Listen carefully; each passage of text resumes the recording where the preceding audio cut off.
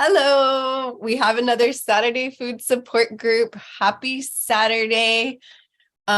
We just get together every Saturday and we support each other on this crazy journey for our health. And it is a food support group, so we try to stick to the topic of food and health as we go through this.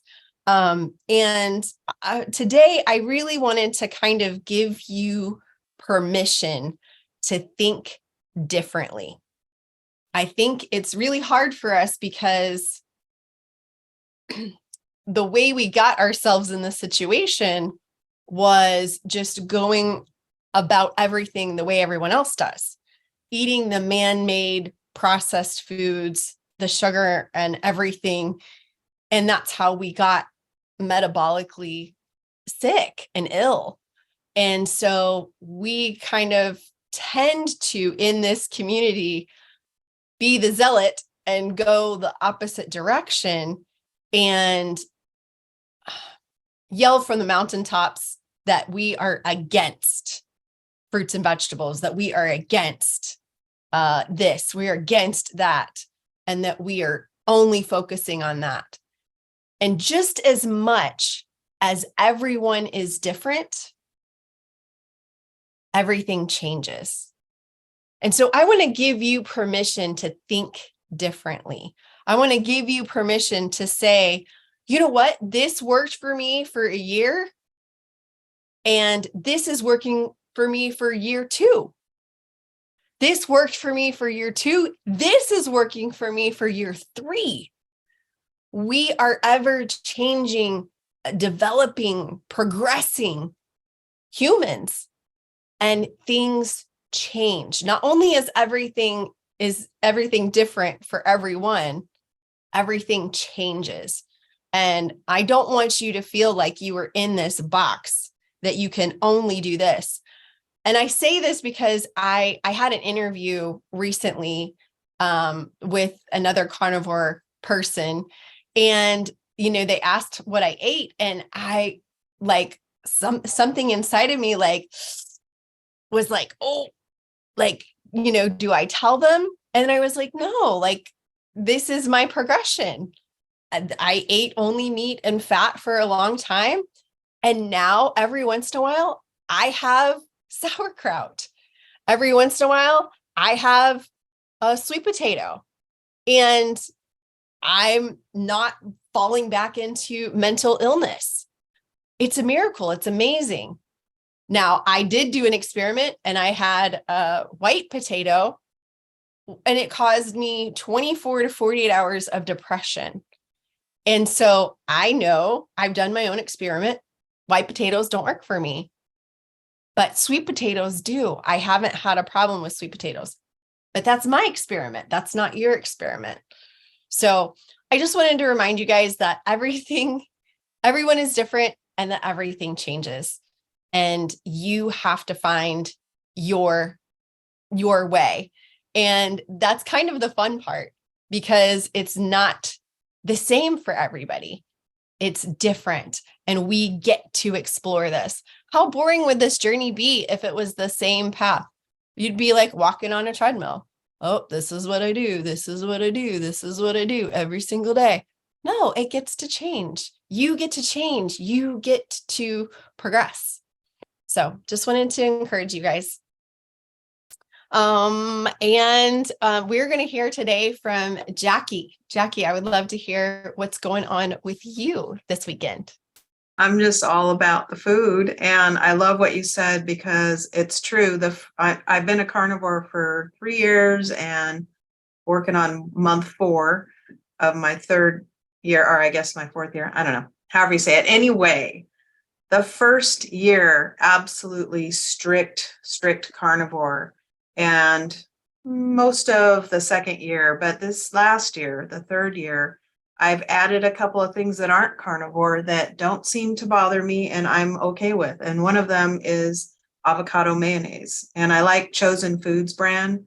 That is my mayo. And what that allowed me to do is have deviled eggs again, which I love. And by the way, tomorrow's Easter, and I am making a ton of deviled eggs. So you can't have enough deviled eggs. So I am so happy to be able to add that. And I also put apple cider vinegar in there, a little bit, salt, and sometimes top with a little, just for decoration, of bacon, on the top. And I love deviled eggs. So I have tried many things. Some people go, oh, you could mash butter or you could do this, but none of them were actually like my growing up with deviled eggs. I had to have the mayo, and I tried the Primal Foods mayo and it just doesn't agree with me. It has a weird aftertaste. It doesn't like the old Yeah. Best Foods, which is loaded with sugar and seed oils. I think the Best Foods, which is what I grew up with, but Chosen Foods seems the closest. So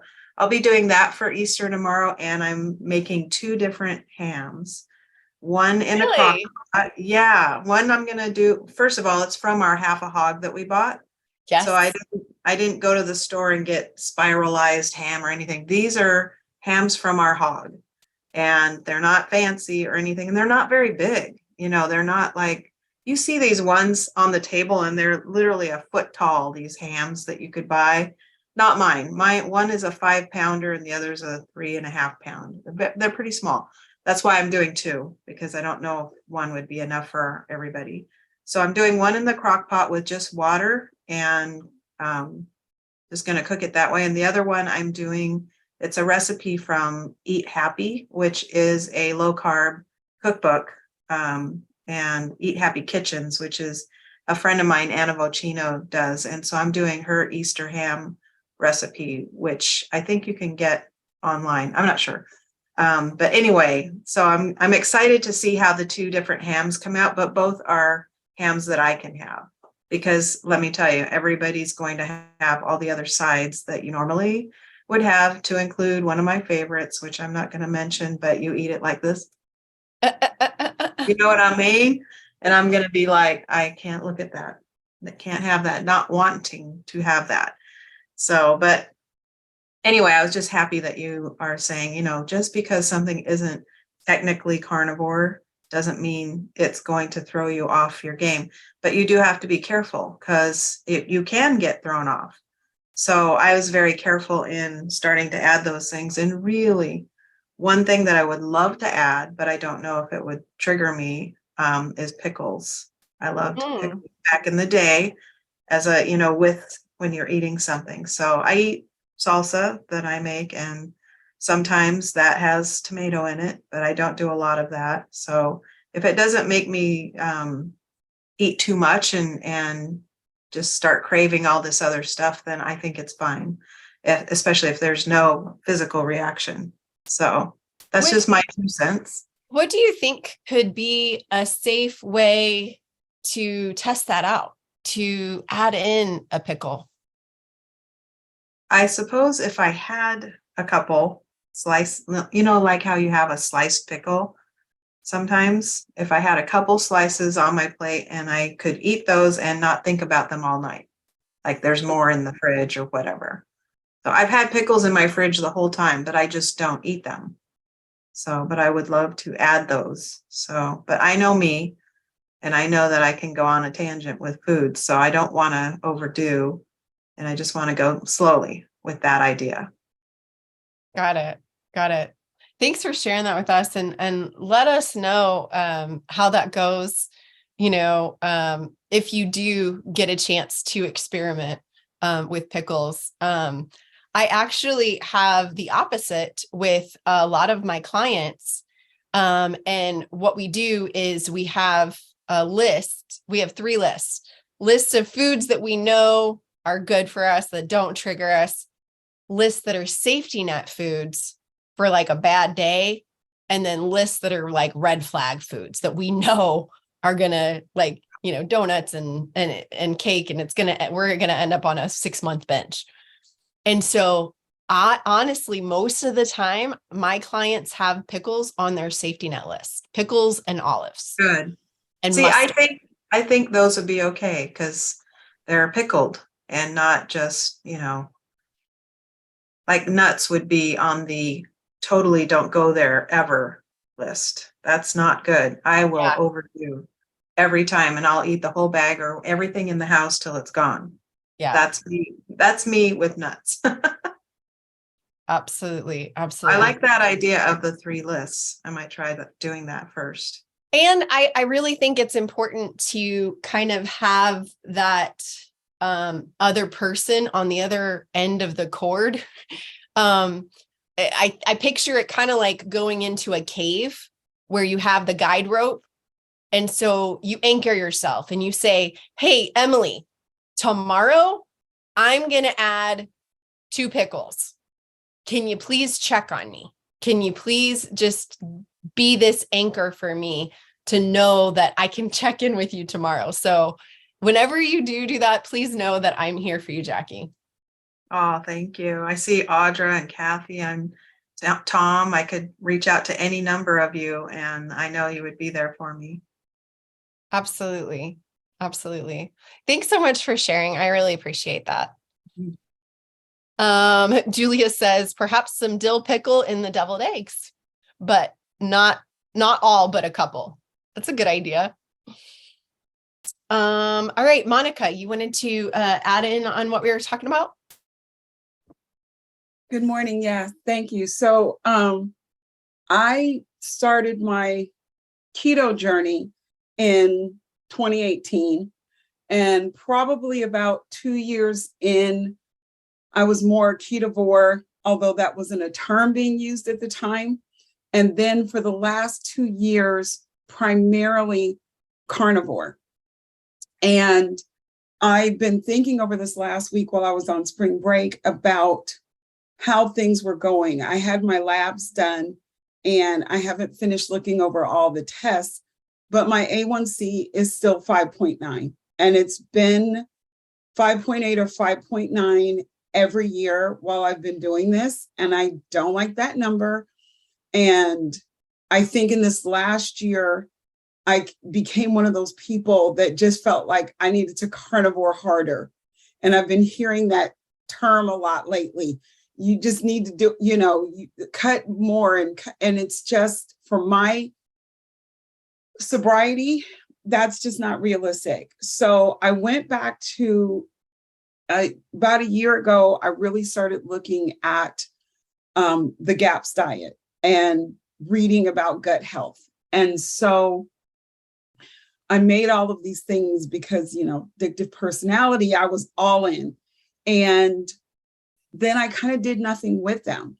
And right now, while I'm in this temporary home, I brought all that stuff with me. And during the week, the refrigerator went out. We got a new refrigerator, and I'm removing everything to put it in the new one. And I'm like, oh, look, there's a whole jar of fruit kvass. There's a whole jar of beet kvass. There's a whole jar of fermented vegetables. And they've been in the bottom back of this refrigerator the whole time. And I'm like, and your gut needs them. And so I decided that starting this week with those liquids, in addition to, I'm out of sauerkraut right now. I may either make some or buy some. I haven't decided. I have some natural fermented pickles that I'm going to be incorporating this week. And I have the El Ruderai yogurt, and I have plenty to get myself through this week. Plus I'm on antibiotics, so I definitely want to get some additional good probiotics in my system. I'm going to incorporate a lot of fermented foods into my eating this week, and I'm going to test my glucose as much as possible along the way. I'm going to work really hard to test before I eat it and try to do 30 minutes and 1 hour, although I'll be back in the classroom and it's kind of hard, but I'm going to test as much as possible around these foods, see what it does to my glucose, and see how it's making me feel. I know that it's going to be a process, and I know it's going to take a while. So I'm going to be doing this, for months to come, because right now I feel like it couldn't make me feel any worse. And so I'm just changing up and will the food typically be carnivore based? Probably, just because there's not a lot of vegetables that I particularly want, but I can also look at marinating those vegetables, and pickling the vegetables, which I've done. I used to keep a jar of sauerkraut, keep a jar of pickled green beans that, I would just take and crunch on. And, when pickling cucumbers aren't particularly in season, because that's just not something I grow well out here in Southern California. And I decided that no, it's not carnivore harder. It is saying, what does your body need? And you've done this, and how well is it working for you? And if it's not, you need to change it to what will be okay for your body. So I appreciate you speaking on that today, because I'm going to be making that change, and then I'll be happy to share in the future what the data look like for me. That's awesome. And I think it's so important to, to have a plan like you obviously do ahead of time, and to allow yourself the freedom to expand into this, that it doesn't have to just be this narrow way of experiencing this. So thank you so much for sharing that, Monica. I appreciate it. And keep us updated. Let us know how that goes for you. Definitely. Thank you. Julia, go ahead. I also want to address, you're talking about changing from time to time. I think I'm not ready for that, because I haven't been at it long enough to be more metabolically sound. I don't know what you would say. I'm probably still very insulin resistant. So therefore, I couldn't go that route right now. But down the road, you guys are experiencing that metabolic health better than, because you've been at it for so long. But those of us who are still in the early stages, we need to kind of stick in the box. That's wisdom. That's wisdom. I love that. And one more thing for Jackie about the pickles, maybe a spoonful of pickle juice before you do anything. Anyway. Yeah, no, that's a good idea. Just do like a little sip of the juice. Yeah. I do use that in things. I do use pickle juice sometimes in things. Dill pickle. Huh. Yes. So, and that has not bothered me. That's a good sign. Yeah. But I like the idea of maybe chopping some up super fine and putting it in the deviled egg mixture. So that sounds great. Awesome. Let us know how that goes. Okay. If anybody has a question or something that they want to add, go ahead and put it in the chat, or you can raise your hand. But if not, we're going to go ahead and hear from Amy for a little bit. Oh, what? Kevin. Oh, Kevin. Hi, Kevin. Go ahead. Hi. So talking about being able to, reintroduce foods and having to be careful with that. I had a situation this last weekend because, my mom's in recovery for, 4.5 months, and some family friends, they've started a food train because mom and dad were coming to the house on the weekends. But then having to get back, before midnight so that the insurance would still keep covering her PT, OT.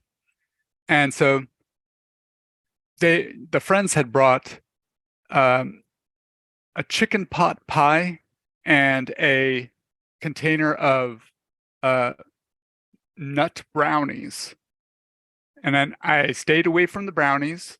And so, dad took them over to my sister and brother-in-law, and, it's like shared them so that the kids could have them. Like, but then they were like, we don't have room in the freezer for this, half a pot pie. So can you make sure it's taken care of and doesn't go to waste? And I'm just sitting there, thinking in my head, like, yeah. And so I was like, well, I believe in the power of prayer and gratitude and all that. So, I was like, I'm just going to go in with faith and just go with, not letting the food go to waste. Well, technically, I could have fed it to the dog, and the food wouldn't have gone to waste. But I ended up eating a half a chicken pot pie with that nasty puff pastry, and then whatever seed oils were used in that. And I learned the hard way, like, why it's really important that I stay on this diet and be more mindful and pickier if I choose to journey out, because you don't think it's a lot, but I mean, like, you understand, you've dealt with MS and bipolar and everything, and for like 3 days solid after that, I woke up every morning wanting to kill myself. Yes. And inability to walk Yes. and all that. And so, like, I accept that lesson. I also choose not to go and attempt that lesson again. Yeah. And I think it's a little bit different whenever it's a moment of somebody bringing something over like that, versus if you were intrinsically having this thought and this feeling of, you know what, I feel like my body's telling me to go try avocado. I feel like my body's telling me to go. And so then you make a conscious choice and a decision to follow that inner clarity, that inner knowing, to go to the store, to go source out, an organic avocado, or I don't know, something seasonal, something that's more appropriate, or like a squash or whatever. And I feel like that is a different experience than, oh, there's a chicken pot pie, I have to eat this, and so I hate that you had that experience. I had an experience similar to that. Oh gosh, I don't even know. I think, Amy, it was like 2 months ago, where I made a regular pizza for my son, and something just popped in my mind and said, just try a piece. And it was this regular dough with, flour and seed oils and all the things. And I popped a piece in my mouth and had debilitating depression. And I called Amy, and I was just like, oh, like, pray for me. I ate some pizza. Like, what is going on? And now I know I can't have that. I can't have that. And so I hate to say this, but I'm happy, because now the next time a chicken pot pie comes to your doorway, you'll be like, not for me. Not for me. It's not peer pressure. It's just your turn. Yeah. Yeah, absolutely. Thank you so much for sharing that, Kevin. I think it's just horrible that you had to experience that, but I'm so grateful. You may have prevented somebody else who has a chicken pot pie in their refrigerator right now. Excellent. Glad to be of service. Yes. And I'm glad that you're feeling better.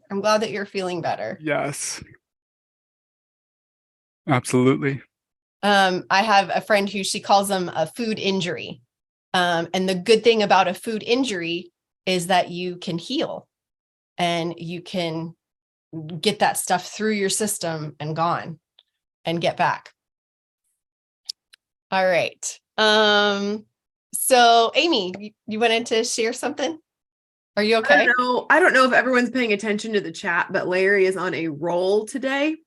I did not pay attention on the chat. It's hilarious, honestly. He is on a roll today. So thank you for that, Larry. I almost shot coffee out my nose.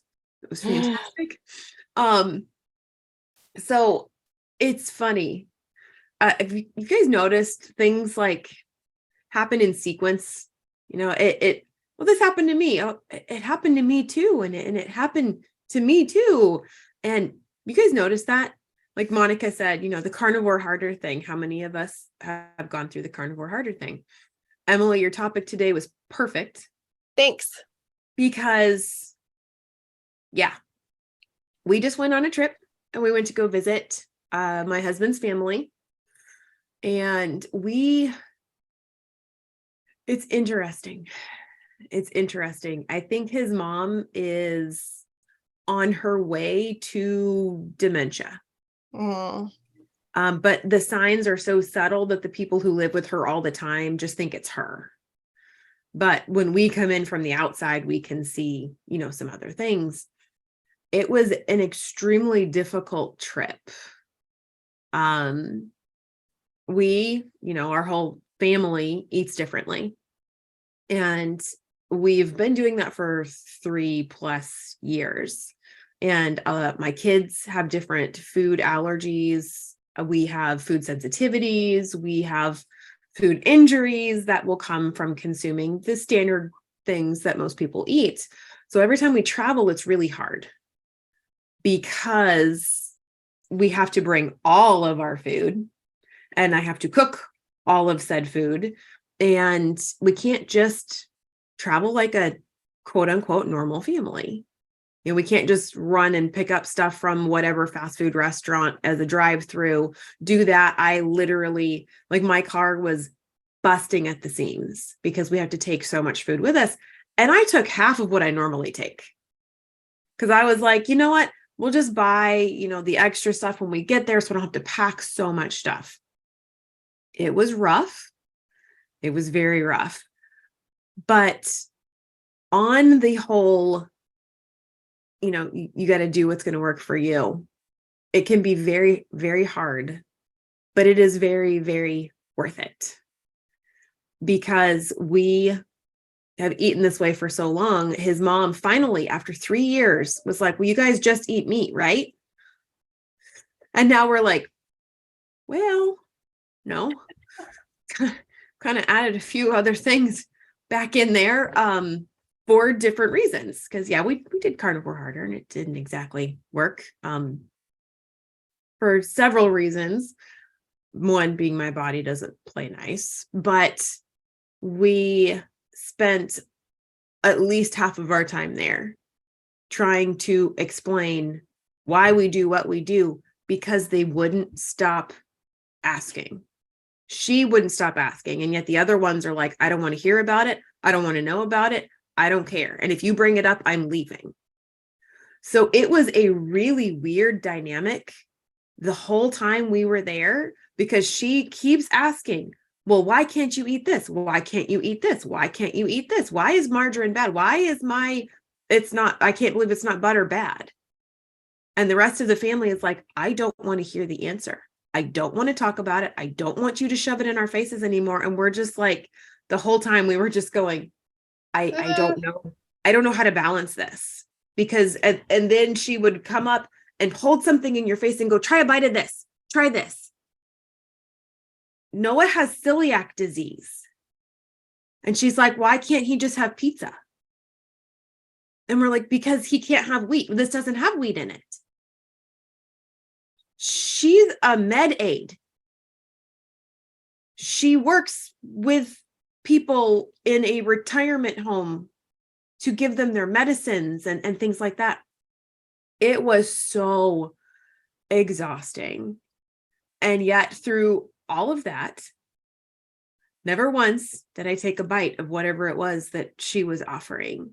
And we had some moments where it got a little tense in the family because she wouldn't stop asking and they're going, I don't want to hear about it. And we're in the middle going, I don't even know what to do. So I had to say, I'll explain it to you later. And we had to go that route so that everyone else didn't have to listen to the answer because they didn't want to hear it. It was intense. And yet through all of that, I didn't give in to any of the stuff that I shouldn't have eaten. We stayed strong in the way that we eat. And it was hard on the kids. It was very hard. I honestly don't know if we're going to make that trip again anytime in the near future because the cousins are drinking the red Kool-Aid, like literally the fire engine red. They make a picture of it and the kids are just like downing it. And then all the cousins are running around and they're screaming and they are like just going nuts. And then people are getting into fights. my kids are just like, I love my cousins, but why are they acting like this? And it's like, you guys know, they're all, and Cassidy goes, they're hopped up on sugar. And Noah goes, don't forget about the artificial dyes. Oh my gosh. I'm happy to be home. It was exhausting, but the moral of the story is you guys got to do what's going to work for you. Don't worry about what everyone else says, everyone in the keto community, the carnivore community, because they don't know you. And their best interest is never going to be for you. His mom thinking, I made you this food and I made it with love, so you need to eat it to prove your love to me. That's not in my best interest. She has her own best interest in mind. That's everybody, all the time, even the carnivore community, the keto community. They don't know you the way that you know you. So do not cater to them. Even when they say that they have your best interest in mind, and don't feel convicted when you don't do what they think you should do. It was really tough. I'm going to have to pull back. We're probably going to not visit for a while because it was so intense, and it's hard because my children love their cousins. They really do. And we love the family, but they just don't know how to respect our boundaries. And it was literally a fight the entire time that we were there. It's the worst it's ever been. We were actually told by his mother, do not talk about food, do not talk about health, because these siblings will get up and walk out.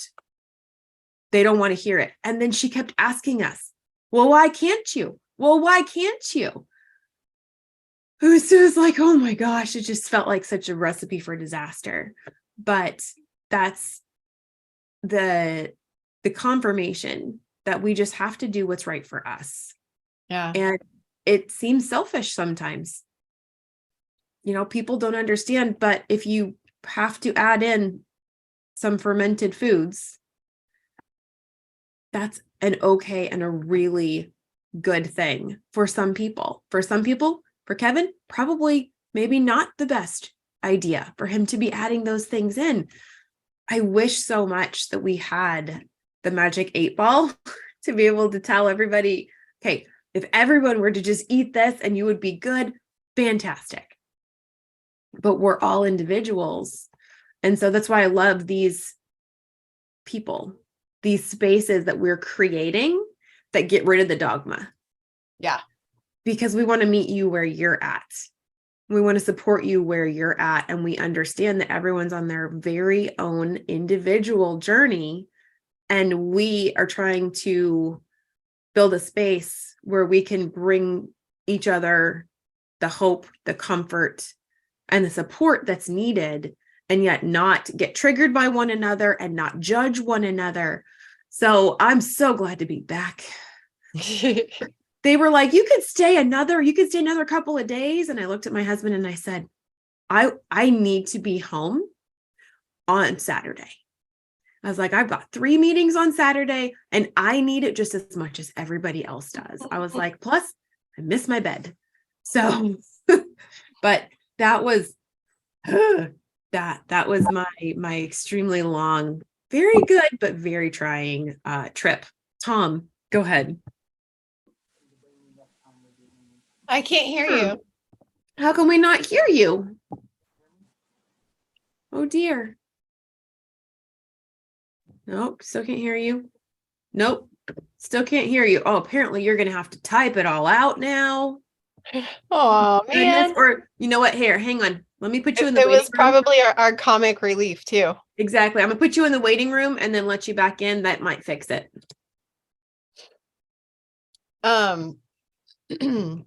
Yeah, and I really think that, oh, go ahead, Tom. No, cannot hear you. I hear rumbling. Yeah, The I hear. Yeah, just microphone. type it out. Yeah, I can hear sound effects. Like whenever you move it, you can hear, But I can't hear your voice. but no voice. How frustrating. Go ahead, Em. I'm sure it was hilarious. What I found is that if we're these super zealots, where we're just like, we're only eating meat and all vegetarians are going to die. And, this is the only way.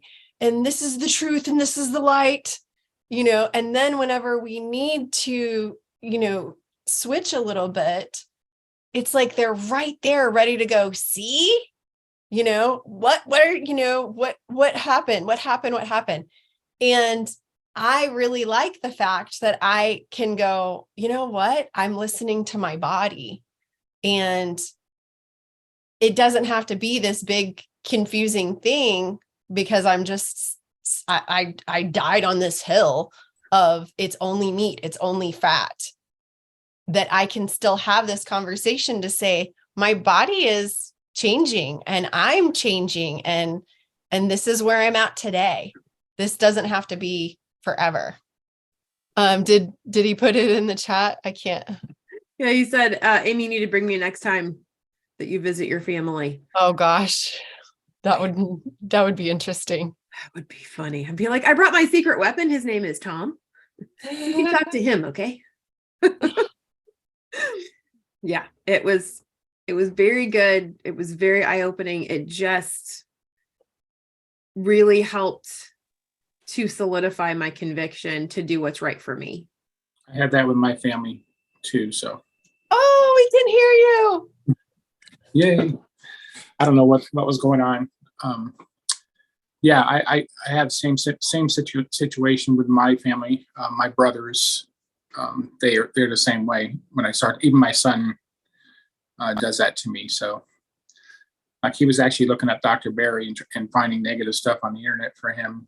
And, because it's, I don't know if you know this, but he had his house burned down and his business burnt down, and he thought that was fishy. And I was like, it happens. It's not fishy. So, I mean, I've been watching him for a long time, and I can tell when somebody's not genuine. So anyways, I know I talked out of turn, but sorry. No, I'm just glad we could hear you. I do have something if you have time. Go ahead. So, Meryl, remember I told you it took two years to diagnose Meryl needing a hip replacement, being in pain all that time. Yes. Well, they kept saying, well, your pain does not match your images, but she's been to the emergency room multiple times, multiple doctors. Sunday at 1 o'clock in the morning, I had to call an ambulance for her. So she had to have emergency surgery to have her gallbladder removed. And that's what was causing most, if not all of her pain. And that's 2 years of going to the doctor's emergency rooms, things like that. So I really have lost a lot of trust in the medical community over the last couple of years, from my story and hers now. And I mean, her gallbladder was gangrenous. That's how bad it was. So, she's in there now. I'm pretty tired because I haven't got much sleep over the last couple of days. So it's very, very frustrating. And so you have to, if you're not getting the answer, then keep going. And her surgeon actually says, go to a surgeon. They actually can find out things faster or diagnose things faster based on what your images are, what your symptoms are. And that was the case for me, for my heart. And that's the case for her hip and also now her gallbladder, the surgeons.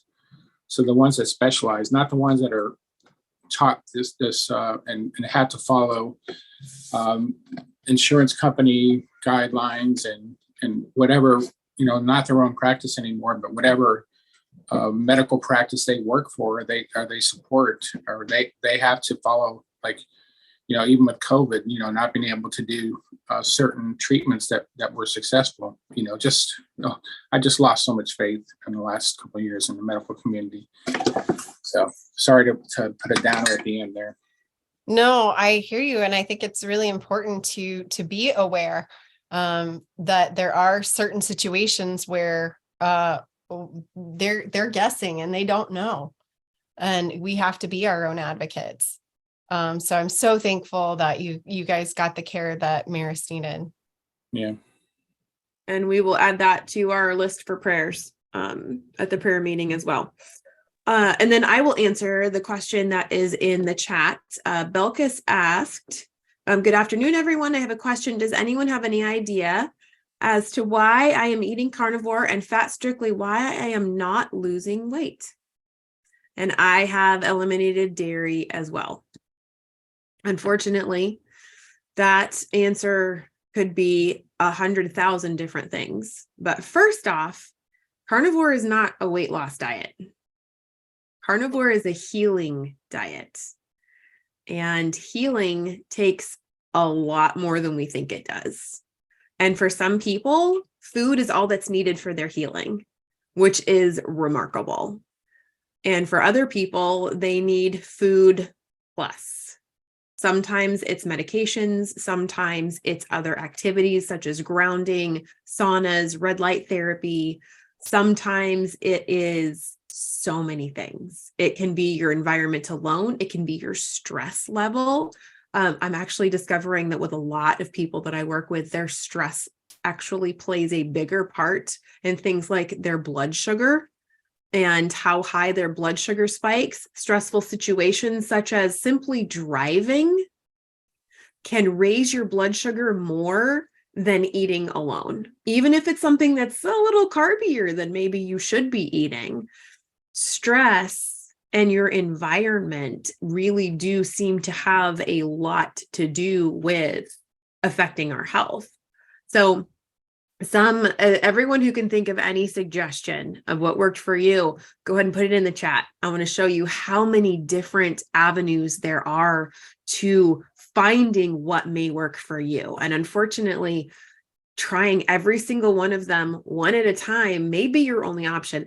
I'm not really good at the whole one at a time thing. I just want to feel better.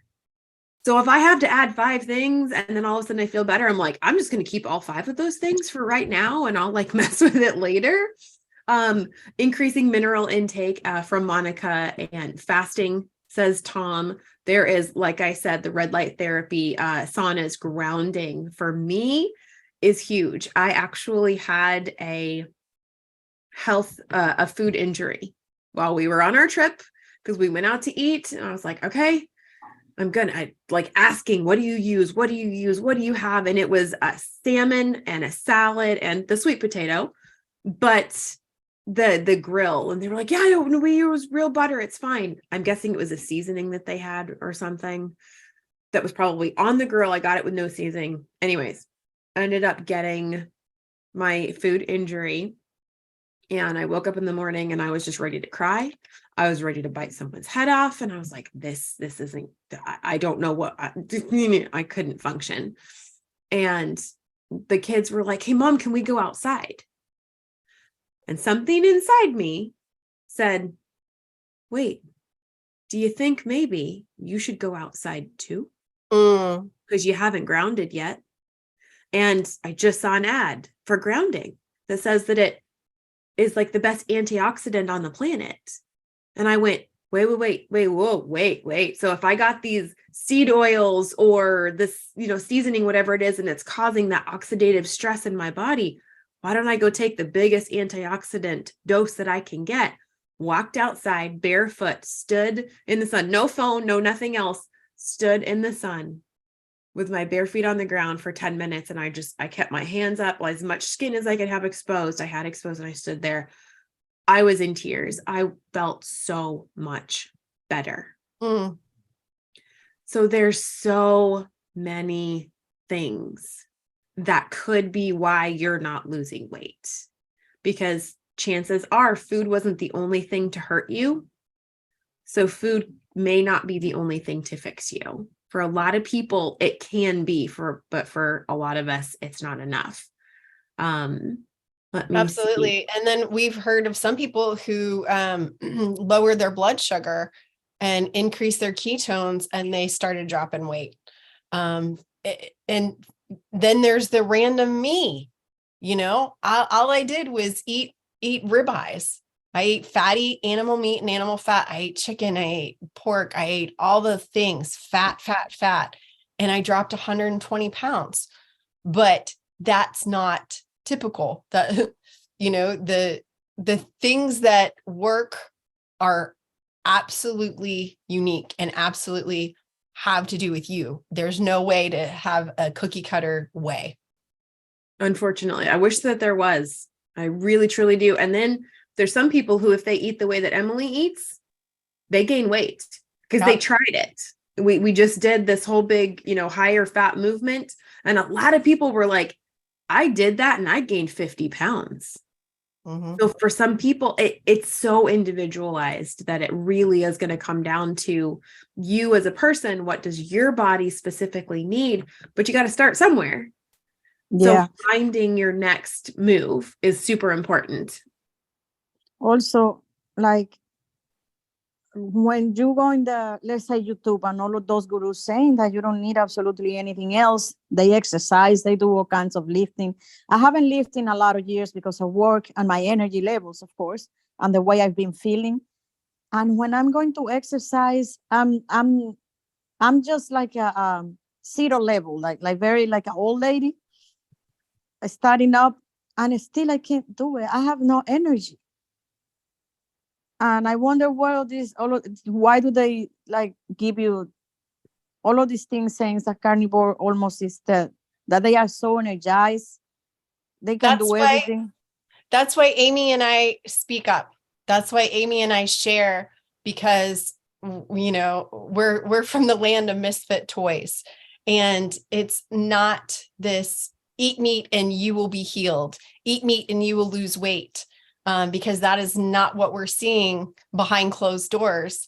And Amy and I we couldn't keep saying that. We had to have, you know, support groups like this, and like Amy has with hers, to be able to share the real story of real people behind closed doors of what actually does happen. So I'm sorry. I apologize on behalf of the carnivore community that you have been sold this lie, because it is an absolute lie that eating meat heals everything and eating meat will make you lose weight. It's not true. Yeah, we actually had to leave some carnivore groups because we wouldn't just keep saying, just eat meat, just do this and everything gets better, because we're over here going, it's not working for me. And they're like, shh, carnivore harder, it's fine. So we had to walk away. We were not welcome anymore because it didn't work for us, and we were being vocal about it.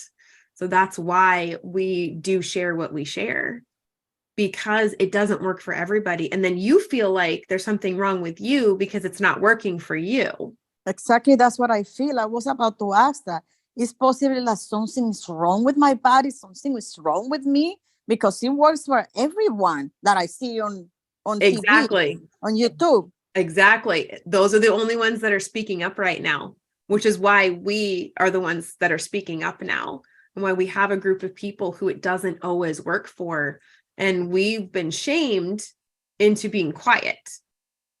Don't talk about that. No. Because then you feel like a failure, so you don't want to talk about it. But then when I can stand up and go, I tried it, I carnivored harder, I did everything, and it didn't fix me. I actually got worse. I even eat only twice a day. Oh yeah. Well, I know people who have done, you know, one meal a day, and they've done it for almost a year because they're convinced that it's going to work. And then come to find out they actually hurt themselves because they did the one meal a day, because they're trying to force themselves to fit into this mold that some people in the carnivore community have created. Just shove yourself into this box and then it'll work. But it doesn't. And so there's nothing wrong with you. You're not doing anything wrong. You're just not them. You didn't have the same experiences, the same childhood illnesses. You have not been on the same medications that they've been on. Maybe you've been on more medications than they've been on. For example, sorry to interrupt, but I'm not. I mean, the reason why I'm so like confused is because I don't even take any medication, and the medication should prevent some things from happening. So And- my body is clean of those things. But it depends on what you were exposed to as a child. What about mold? Were you ever exposed to mold as a child? Some people, they ended up having to be fed soy formula. That can mess you up for a lifetime. GMO foods, medications that I was on when I was younger that were for things like clearing up my skin have recently come out to say, oh yeah, by the way, that alters your DNA permanently. I see. So And what I love about, I like what Tom put in the chat, that what we can agree on is what doesn't work. What doesn't work is sugar and processed foods. So I look at it like we have these two pathways. And so it's kind of a no-brainer. We are recognizing that what they've told us that it's okay to eat. It's okay to eat sugar. It's okay to eat processed foods. All of that. We can know that this is a better choice, that this is a better road. And as you continue on that road, you will find a way to tweak the system, to tweak what you're doing, to be able to know that you're not going back to the cakes and the pies and the cookies and the chips and all that stuff. That on this path, you're at least going to be in a better health trajectory than if you were on the other one. So you can at least know, Belkis, that you're going in the right direction, and you will eventually get to that place. I know that's not what you want to hear right now. I know you want to hear, this is what you do. This is what, this is why. But unfortunately, that's why Amy and I are having these conversations, because there is no one size fits all. No, it's not. It's really not. And I don't have energy. I don't understand. And I also, at the same time, everything bothers my stomach. I can't heal it unless I don't eat or eat don't eat for a very, very, very long time. But then I don't have energy for nothing to function. I can't sleep. I am taking supplements to sleep. Not medicine, but I'm taking supplements to sleep because I was going crazy. Like literally, I see every hour of the night pass by. yeah, and that doesn't bring health. That does not bring health at all. Sleep is so vitally important. Yeah, it's hard. That's definitely a point where you're probably going to want to evaluate and see, do I keep going the way I'm going? Because it doesn't really sound like it's sustainable. Or maybe I almost have to because I have candida, and